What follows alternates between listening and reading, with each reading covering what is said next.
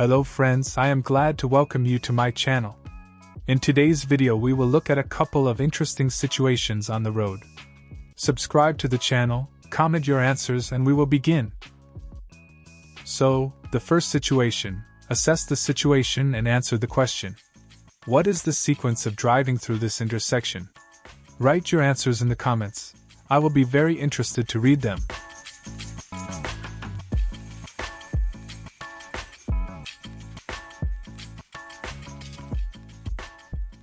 Let's figure it out. So we see an intersection where there are priority signs that drivers use. The white car has a sign to give way and therefore it will pass last.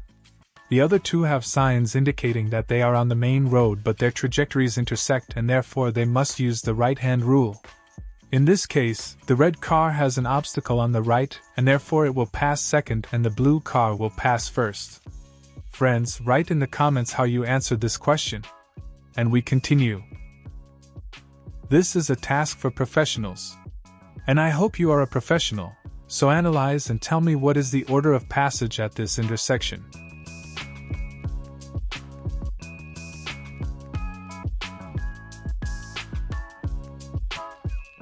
As I said, this is for professionals, so I'm curious what you wrote in the comments. So let's analyze. This intersection is unregulated and also has no priority signs. Also, the road surface is the same, so everyone is equal. As we know, in such situations, drivers should use the simple right-hand rule. And therefore, the order of passage will be as follows. First, the blue car because it has no obstacle on the right. The next one will be the white car, and the last one will be the red car. Thank you for your answer, and we continue. Look carefully and answer the question. Who is to blame for this situation and why? Leave your answers in the comments, friends.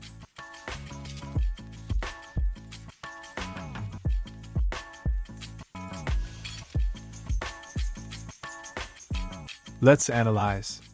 We see an accident at the intersection. The participants are a red and a blue car. The traffic light of the red car is green, so it had the right to go.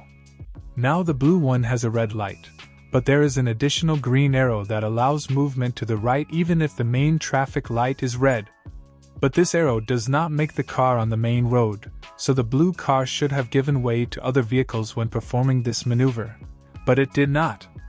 And therefore we state the guilt of the blue car in this situation. This situation will be very helpful for beginners.